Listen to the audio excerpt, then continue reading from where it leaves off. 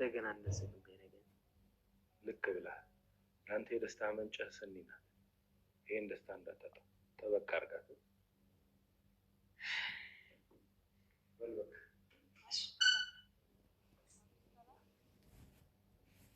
ግን ደስ ብሎሻል? አዎ በጣም ደስ ብሎኛል። አመሰግናለሁ። ምን አደረጉልሽ ነው ታመሰግኝ?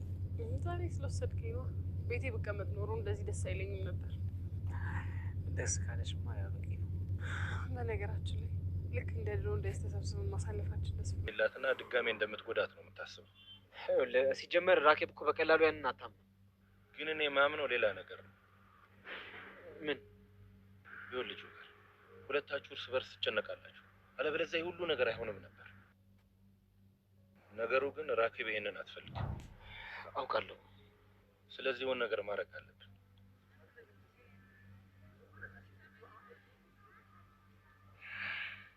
ሮቤል ምን ሆንክ? ሮቤል መድኃኒት ነው? ውሃ የለም? ቆይ ላምጣልህ። አሁኑን እመጣለሁ። መጣሁ ሮቤል።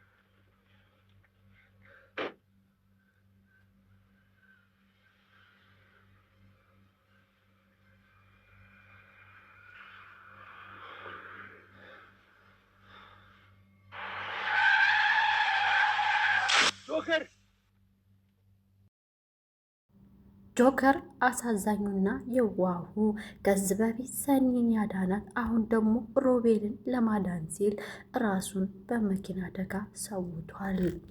ሰኒ ወደ ድሮ ፍቅሯ ተመልሳለች። ደስታዋ ወደር የሌለው ሆኗል። መኝታ ክላሷ ሳይቀር ቁጭ ብላ መጻጻፍ፣ የምትለብሰውን ልብስ ይሄ ነው ወይ ወይስ ያኛው ነው ወይ ያምራል እያለች መምረጥ ቀጥላበታለች። ራኪ ከኋላ ሆና ያለውን ነገር ማጥናቷን ቀጥላበታለች። ምን ገባሽ ምን ወጣሽ እህቴ ህፃንሽ የምትለው ራኬብ አሁንም እጇን ከመቀሰርና እጇን እነሱ ውስጥ ከማስገባት አልተቆጠበችም። ፍቅርና ማፊ ደስታቸው ወደር አጥቷል።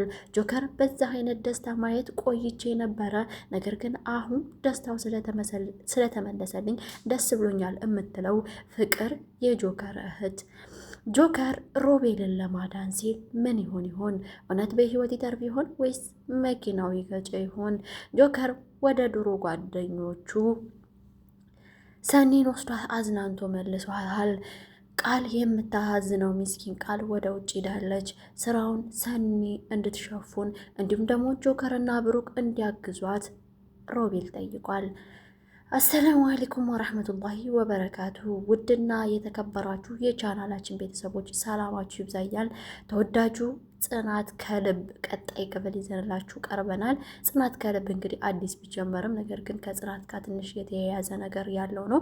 ጽናት ለረጅም ጊዜ ስንከታተለው የነበረ ድራማ ነው። በጣም አዳዲስ ሰዎችን እየጨመረ ስፋቱን እያሰፋ መጥቷል። እንግዲህ በምዕራፍ 2 እያየነው ነው። በምዕራፍ 2 እያየነው ሆኖ ደግሞ ጽናት ከልብ የሚል ሌላ ቀጣይ ወንድም ወይም እህት ነው የሚባለው፣ ቅርንጫፍ ይባላል እኮ አንድ ሱቅ ስትከፍቱ እህት ኩባንያ ምናምን ይባላል። ያ አንድ ለምሳሌ ሱቅ ከከፈታችሁ በኋላ ሁለተኛ ሱቅ ለመክፈት ስትፈልጉ እኔ መሰለን ሚስ ፈንዲሻ ነው ስሜ። ሚስ ፈንዲሻ ከሆነ ሱቅ የከፈትኩት ሳኒ ሚስ ፈንዲሻ ወይም ሁለተኛ ሚስ ፈንዲሻ ከከፈትኩኝ እህት ኩባንያ ሚስ ፈንዲሻ ወይም እህት ሚስ ፈንዲሻ ተብሎ የሆነ የሚጻፍ ነገር አለው፣ የዛ ኩባንያ ቀጣይ መሆኑ ማለት ነው። እንግዲህ ጽናትም እየወለደው ጽናት ከልብ የሚል ሌላ ቀጣይ ድራማ ይዞ መጥቷል። ነገር ግን ከጽናት ጋር የተያያዘ ነው ታሪኩ። ምንም የተለየ ነገር የለውም፣ አልቆረጡትም ማለት ነው። ጽናት ከልብ እንግዲህ አሁን በአዲስ መልኩ የቀረበልን በጣም ድርጅት በሚያሰባብር በሮቤል ምክንያት ነው። ሮቤል ዋና የድርጅቱ ኃላፊ ነው። ነገር ግን ቀን ከቀን የሚወስደው መድኃኒት አለ። የሱካር የዘብጥ ወይስ የሌላ በሽታ መሆኑን እኛም አናውቅም። ግን ከዚህ በፊትም ራኬብ ቢሮ ውስጥ ገብታ መድኃኒት ሰብስቦ ውሃ እንድታቀብለው እንድትተባበረው ጠይቋት ነበረ። እሷን መድኃኒቱን ከሰጠችው በኋላ አንዳንድ ነገር ሲባባሉ ተናዳ ጫማሽን አውልቀሽ ከዚህ ግቢ ውጭ ብሏት ነበረ። የበሽታው ባህሪ መሰለኝ እሷም ሄል ያደረገችውን ጫማ በእጇ ይዛ ሊበታተኑ ከድርጅቱ ወጥታለች። በተመሳሳይ ሁኔታ ዛሬም የተደገመው ይሄ ነው። ሮቤል አብዝቶ ለጆከር ይጨነቅለታል። ጆከር የድርጅቱ ሰራተኛ ብቻ ሳይሆን ውድ ወንድሜ ነው፣ ጓደኛዬ ነው፣ ከልብ ነው የምወደው፣ ጠንካራ ሰራተኛና ትሁት ነው፣ መልካም ስነ ምግባር አለው ከድርጅታችን መካከል ብሎ የሚመሰክርለት ሮቤል ሁልጊዜ ከራኬብ ጋር ሰጣ ገባ የሚገቡት በሮቤል እና በሰኒ ምክንያት ነው። ራኬብ ለእህቴ ለሰኒ አብራለሁ ትላለች። ሮቤል ደግሞ ለምወደው ወንድሜ ለጓደኛዬ ለጆከር እቆረቆራለሁ ይላል። በዚህ በሁለቱ መካከል ሰጣ ገባ ከተፈጠረ ሰንበትበት ብሏል። ራኬብ ቤት እያዘጋጀች ነው። አንቺ ሰኒ አትነሽም ወይ ወደ ስራ አትሄጂም ወይ ብላ በጧት ትቀሰቅሳታለች። ሰኒም ኧረ ተነስቻለሁ እሺ መጣሁ ትልና ለባብሳ ወደ ሳሎን ስትመጣ ወላ ቁርስ ወላ ምን የሚባል ነገር የለም፣ ምንም ነገር የለም ራኪ አውቀሽ ነው አይደለ እንደዚህ የምታረጊ እያለች ሰኒ እየተሳሳቀች ወደምትሄድበት ወደ ስራዋ ሱብህ ወይም ጧት ወደ ስራዋ ቢሮ አመራች። ቢሮም ስታመራ ያገኘችው የምትወደውና የለመደችው ጆከር ነበረ። ደህና ደርሽ ሰኒዬ ብሎ ሰላምታ ካቀረበላት በኋላ ያለፈውን ነገር እያስታወሱ መወያየት ጀመሩ። እስከ ዛሬ ከወድሽ ነበረ፣ ናፍቆቴ አልቀነሰም፣ ብቻ ብንጣላም እስካሁን ድረስ እኔ በልብ ያለሽ አንተም በልብ ያለህ እየተባባሉ ትንሽ ከቆዩ በኋላ ከኋላ ታያለች ሰኒ ሰው ይመጣል ጆከር አንድ ሰው እንዳያየን ትለዋለች። አሁን ደግሞ ጠዋት ነው ማን ይመጣል ብለሽ ነው ገና አልገቡም ይላታል። አይታወቅም ከኋላችን የሚገባ ነገር ምን እንደሆነ ስለማናውቅ አይ ጆከር ሂድ ትለዋለች። ቆይ እኔና አንቺ ግን እስከ መቼ ነው እንደዚህ የምንሆነው? ቢያንስ እንኳን መረጋጋት አለብን። ይሄ ነገር መታወቅ የለበትም፣ ማንም ሰው ማወቅ የለበትም እያለች በተደጋጋሚ የምታስጠነቅቀው ሰኒ ለጆከር ነው።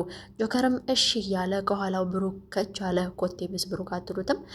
ብሩክ ሰንበት በትሏል። ሰኒን ከወደዳት እጁ ላይ ጠብ አረጋታለሁ ብሎ ያወራረደባት ሰኒ፣ ነገር ግን ሰኒ በጀግንነቷና በደፋርነቷ እያነሳች የምን ሴት ነሽ የምን ወንድ ነሽ የማትለው እያነሳች የምታፈርጣቸው ሰኒ ጀግንነቷንም ብሩክ ላይ ያሳይታለች። ደህና አደራችሁ ጆከርና ሰኒ ብሎ ሰላምታ ካቀረበ በኋላ አቋረጥኳችሁ እንዴ? በጣም ይቅርታ አለ። አይ አላቋረጥከንም፣ እዚህ እኮ ስለ ስራው ነገር እየተነጋገር ነው ከሰኒ ጋር በዚህ በጧት አላቸው። አዎ በዚህ በጧት እንግዳውስ እኔም አንዳንድ ፋይሎች ስላሉ እነሱንም ይዤ ልምጣና አብረን እንወያያለን ብሎ ፋይሉን ሊያመጣ ወደ ውጭ ወጣ ብሩክ አሁንም ሰኒ ክላስ መመላለሱን አልተወም። ተመልሶ ወደ ሰኒ ክላስ ገባና ሰኒን ይቅርታ ጠይቄሻለሁ አላት። ምን የቀረህ ነገር አለ? ስራ ከሆነ በኋላ ተወያይተን ጨርሰናል። ስብሰባውም ውስጥም ደግሞ ያሳየሽ ፊት ትክክል አይደለም፣ ኮስተር ወይም ኮሶ ነው የሚባለው ፊት ነው ያሳየሽኝ። ሰኒ እንደዚህ መሆኑ ለምንድን ነው የሚገባው? ምን አርጌሽ ነው? አሁንስ ምን አርጌሽ ነው ብለህ ትጠይቀኛለህ ሆይ? አንተ እኮ ነህ ነገረኛው ወይም የቆሰቆስከው። ስለዚህ ጠብ አረጋታለሁ ያልካትን ሴት ደግሞ ይሄው እንደዚህ እንደሆነ ማየት ትችላለህ ብላ ሰኒ መለሰችለት። ብሩክም አይ እኔ ነኝ የተሸነፍኩት አንቺ አይደለሽም፣ ነገር ግን ከጊዜያት በኋላ እንደምትለምኝኝ እኔ አምናለሁ አውቃለሁ። ስለዚህ ሰኒ ባትደረደሪ ጥሩ ነው አላት። ብሩክ እኔን አንተ አታውቀኝም፣ ዝም ብለህ ብቻ ስራህን ስራ፣ ከስራ ውጭ እኔ እናንተ የሚያገናኘን ነገር የለም፣ ወደፊትም አሁንም ቢሆንም ስራና ስራ ብቻ ነው። ሌላ ቀባጠራለሁ የምትል ከሆነ ራስህን መጉዳትና ራስህን ባልሆነ ነገር አጥረህ ወይም አንድ ግቢ ውስጥ ማስቀመጥ ነው ብላ በማስጠንቀቂያ ሰኒ ለብሩክ ነግረዋለች። ጆከር አሁንም ቢሮ ውስጥ ቁጭ ብሎ ስራውን ይሰራል። ነገር ግን በመሀል ቴክስት እየተጻጻፈ ከሰኒ ጋር የሚሳሳቀው ጆከር ሳያስበው ሮቤል ከውጭ ገብቶበታል። ጆከር ዛሬ ደግሞ ምን ሆነህ ነው? እንዴት ነህ? ደህና ነህ ወይ? ቆየህ እዚህ ቢሮ ብሎ ሰላምታ ቀረበለትና ጠየቀው። አይ ትንሽ እኮ የምሰራው ነገር ስላለ ነው ሮቤል ብሎ መለሰለት። አይ ጆከር ይመስለኛል ከፊት ፈገግታ እንደምንረዳው የሆነ ነገር እንዳለ ያመለክታል አለው። አይ ምንም የለም ሮቤል፣ ሁሉም እንደነበረ ነው። የኔ ደስታ ደግሞ አይታይም እንዲህ ብሎ ጆከር ፈገግ እያለ መለሰለት ለሮቤል። አይ ያንተ ደስታማ አስታውቆኝ ነው እኮ የጠየቁ ብሎ ሮቤል መልሶ ጠይቆ ነገረው። እኔ ከምነግርህ እንዴ ምን ደስተኛ የሚያደርገኝ ነገር አለ ብሎ አሁንም ኮስተር ብሎ ወይም ፈገግ ብሎ ልበል፣ ኮስተርም ፈገግም ይላል በየመሃሉ ጆከር ማለት ነው። ፈገግም ኮስተርም እያለ ለሮቤል ጆከር መመለስ ቀጠለበት። ሮቤልም እኔ ከመናገሬ በፊት አንተ ብትናገረው የተሻለ ነው ያለ ይመስላል። እንግዳማ ከሆነ አንተ የደስታ ምንጭ ሰኒ ናት። ሰኒን ከዚህ በኋላ ማጣት የለብህም፣ ጠበቅ አርገህ ያዝ ብሎ ሮቤል ለጆከር መከረው። ጆከርም አዎ ልክ ነህ፣ አንዴ ደጋግሜ ያገኘሁትን እድል ወይም ደጋግሜ የሞከርኩትን እድል በአንዴ እንዳላጣው እፈራለሁኝ እና እሺ እቀበልሃለሁ፣ መርሐባ ጓደኛ ያለ ይመስላል። ይህንን ተባብለው ሮቤልም ወደ ስራው ገባ። ጆከርም እዛው ቢሮ ላይ ያለ ወደ ጽሁፉ ቀጠለበት። ሰኒ ጋር አሁንም መጻጻፍና ቴክስት መላላክ ነው። ምክንያቱም ከደወለላት ራኬብ ትሰማለች። ራኬብ ደግሞ በቃ ያዙ ይልቃቁ ይጨብጡ ትላለች። በማያገባ ገብታ እንግዲህ እህቷ ብትሆንም ይከብዳል አንዳንዴ። በመሀል አንዳንድ ምክሮችን አስገባለሁ ቆረጥ እያረኩ ማለት ነው ስለ ድራማው። እህታችሁ ወይም ሌላ ወዳጅ ዘመዶቻችሁ ትዳር ውስጥ ገብተው ከዛ በኋላ እዛ ትዳር ውስጥ ካለኔ አንተ አታውቅም ብሎ መፈትፈት ማለት ምን ማለት ነው? አንዳንዴ ምን ይባላል መሰላችሁ የሀገራችን ሰው ከባለቤቱ በላይ አውቃለሁ ማለት የራስ ህመም ነው ወይስ ምንድን ነው? ነቀርሳ ነው የሚባለው። ነቀርሳ ነው የሆነ ነገር ነው ይባላል። እና እንግዲህ ከሰኒ በላይ ከራሷ ህይወት በላይ ራኬብ ለሰኒ ፈትፍቼ ልሙት አለች። ራሷ እኮ አላገባችም። እንግዲህ አገብታን ፈታለች ምናምን ውጭ ሄዳለች ተብሎ በፊት ድራማው ላይ እናቀራለን። ነገር ግን ቢሆንም ለእህቴ ግዴታ የእህቴን ኑሮ ልኑሩላት የምትላት የራስሽን ኑሮ ኑሪ ራኬብ። ምክንያቱም የእህትሽን ኑሮ ለእህትሽ ተይላ። በቃ ሰኒ ህፃን አይደለችም፣ ሁሉ ነገር ታውቃለች። እሷ ጨውና ስኳር ምን እንደሆነ የምታውቅ ልጅ ናት። ገብቶሻል? እሷ እንደውም ከዚህ በፊት ለነምሩ ለነጽናት ስንት ፓወሯን ሁሉ የጨረሰች ልጅ ናት። እንዲሁም ለኪራ ቤት ራሱ ያን ያክል ሲያስጨንቃት፣ ያን ያክል እስር ቤቱና ያን ያክል መዓት ሲያወርድባት ስፒድ የማትሸነፍና የማትበገር ልጅ ናት። እና አንቺ ደግሞ አሁን መሀላቸው ገብተሽ መፈትፈት ማለት ምን ማለት ነው? የራስሽን ኑሮ ኑሪ። አንዳንዴ ይሄ ድራማ የሚመጣው እኛ ሊያስተምረ ነው። ኢትዮጵያ የምንኖር ሰዎች ወይም አረብ ሀገር የምንኖር ሰዎች የራሳችን ህይወት ሳንኖር ለሰው ህይወት እንኑር የምንል ለራሳችን ደነኛ ስልክ ሳይኖረን ወይም ደነኛ ነገር ሳይኖረን ወይኔ እንደዚህ እኮ ስልክ የተበላሸብኝ ሲል አይፎን ላምጣልህ ወይስ አልተራ እያልን የምንጠይቅ ልጆች አለን። እና እናትና አባታችን ስንት ደህነኛ ምንጣፍ ላይ አይደለም ሀልጋታው ደህነኛ ብርድ ልብስና ከታች ፍራሽ ሳይኖራቸው አንድ ፍሬንድ ወይም አንድ በፌስቡክ ወይም በሶሻል ሚዲያ የተዋወቁሽ ወንድ ሲኖር ቸገረኝ ስል ላበድርህ ወይም ልላክልሽ ብለሽ 50 ሺህ ብር 60 ሺህ ብር ከዛም በላይ የአንድ ዓመት የሁለት ዓመት ደሞዝ አንስተሽ የምትሰጪ ሴት ነሽ። ስለዚህ ይሄ ደግሞ ድራማ የሚመጣው ለእኛ ትምህርት ነው፣ ሊያስተምረን ነው። ስለዚህ በማንም ህይወት አትግቡ። እናንተ የራሳችሁን ህይወት መጀመሪያ ኑሩ፣ ቆራጥ አመራር ኑሩ። በቃ ስትመሩ አንዴ ህይወታችሁን አንዴ ነው። በቃ እዚች ምድር ላይ የሚሰጠን ህይወት አንዴ ነው፣ ደጋግሞ አይሰጠንም። አንዴ የተሳሳትንበትን መንገድ ደግሞ መድገም አያስፈልግም። በቃ በቂ ነው ከአንዴ በላይ። ከዚህ በኋላ እኮ ፈጣሪ እኮ ወርዶ አይደለም ያስተምረን። አንድ ነገር እኮ በትክክል ያን ነገር እኮ ሲመራን እኮ ለእኛ የሆነ ነገር ይልክልናል። መስመር የሆነ ነገር ነው ያልሆነ ነገር። ከዛ መስመር የሆነውን ትተን መስመር ያልሆነውን ደጋግመን የምንመርጠው ለምንድን ነው? ስለዚህ ራኬብ ከሰኒ ህይወት ውጭና የራስሽን ኑሪ። ከፈለግሽ ሮቤልን አግቢና ልጅ ወልደሽ ተቀመጭ። ሮቤል ጥሩ ልጅ ነው፣ ጥሩ አመለካከት ያለው ነው። አንቺን ደግሞ የበለጠ ይመልስሻል። ነገር ግን ሰኒና ጽናት ሄደው ተመካክረዋል። ሰኒ ወደ ጽናት ቤት አመታ ነበረ። ያው ሰኒ ሁልጊዜ ትሄዳለች ጽናት ቤት። ከዚህ በፊት ቅዱስን ትሰማዋለች። ቅዱስ በጣም ከሌሎች ጋር ራኬብ ከሌሎች ጋር አትግባባም። ሲጀመር አማርኛዋም አካሄዷም መንገዷም ምኗም ከማንም ጋር አይገጥምም እና ሁሉም ሰው አይታችኋታል። እንትና መታ ነበረ ሊና ማለት ነው። ሊና ስትመጣ ራሱ የጎብሎ ሚስት ሳይሆን ይችኛዋ ሊና ሌላ ሊና አለች የነጽናት ጋር የምትኖረው። እሷ እንኳን ስትመጣ ራኬብን ፈርታ ጥግ ላይ ተቀምጣ ነው። እንኳን እሱ አይደለችም እንትና ራሱ ይፈራታል። ምናልባት አሁን ስለተቀየረ አይፈራት እንደሆነ እንጂ የሊና ባል የሆነው ናቲ እሱ ራሱ ይፈራታል። በጣም ነው የሚቦቀቦቅላል። ለምን በቃ አካሄዷ ምናምን የሽርጣ ቢሆንም ወይም የፖሊስ ቢሆንም ነገር ግን መግባት በሌለባት ህይወት ላይ እየገባች የሰውን ህይወት ባታበላሽ ጥሩ ነው ብዬ እወስናለሁ። ራኬብ ከሰው ህይወት ወጥተሽ የራስሽን ህይወት ኑሪ እንላለን። አሁን የመጣው ሮቤል ወይም ደግሞ ቅዱሴ የተረጋጋ መንፈስ ያለው ብዙዎቻችን የምናደንቀውና የምንወደው ቅዱስ ከሱ ጋር ብትጣመሪ የተሻለ ህይወት ትመሰርቻለሽ ብለን ተስፋ እናደርጋለን። ሰኒዬ ማታ ላይ ተቀጣጥራ ከጆከር ጋር ወደ አንድ ቤት ልትሄድ ነው። ቤቱም ደግሞ የሚገኙበት ኮብላና ሳንቾስ እንዲሁም ደግሞ የኮብላ ሚስት የሆነችው ሊና ናት። ሊና በትዋናዩ ጎበዝ ናት።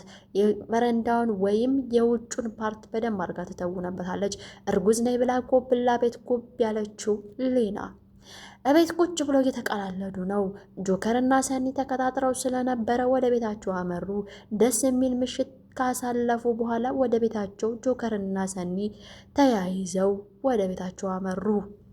ጆከር ሰኒን ቤቷ ድረስ ከሸኛት በኋላ በቃ ቻው፣ ከዚህ በኋላ ሰኒዬ ቤትሽ አድርሼሻለሁኝ፣ የድሮ ፍቅራችንን ወይም እንደ ድሮ ምሽት ማሳለፋችን ደስ ብሎኛል ብሎ ተለያዩ። እሷም ደስታዋን ገለጸችለት። እንደዚህ ስላዝናናኸኝ ደስ ብሎኛል፣ እቤቴ ቢሆን ኑሮ እኮ እንደዚህ አልዝናናም ነበር፣ እደበር ነበር አለችው።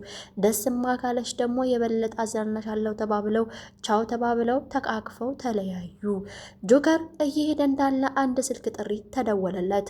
ሃሎ ብሎ ሃሎ ሮቤል እንዴት ነህ? ደህና ነው ወይ? ሮቤል ብቻህን ወይስ አብረህ ነው ወይ ብሎ የጠየቀው ሮቤል ጆከርን ነበረ።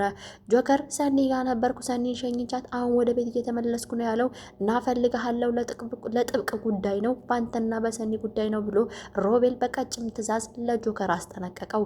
ጆከርም ወዳለበት ድረስ ሮቤል ሄደ። ሮቤል መኪና ውስጥ ነበረ። ራኬብን አግኝቷት ስለተነጋገሩት ነገር ለጆከር ከነገረው በኋላ ጆከርም ኃይል ባለው ቃል ወይም ፓወር በተሞላበት ቃል መለሰለት። ራኬብ በቀላሉ የምትሸነፍና የምትቀበል ልጅ አይደለችም፣ ይሄ ሊደንቀኝና ሊገርመኝ አይገባም ብሎ ለሮቤል መለሰለት ጆከር።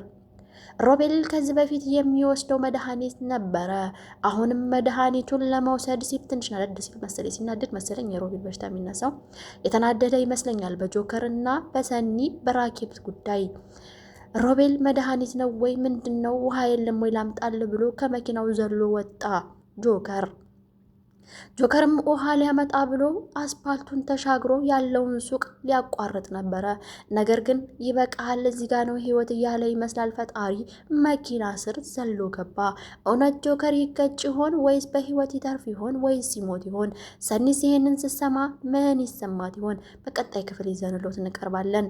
ጽናት ከልብ የዛሬው ድራማ አጓጊና አሜዚንግ የሚያደርግ ነው። ይሄን ይመስል ነበር።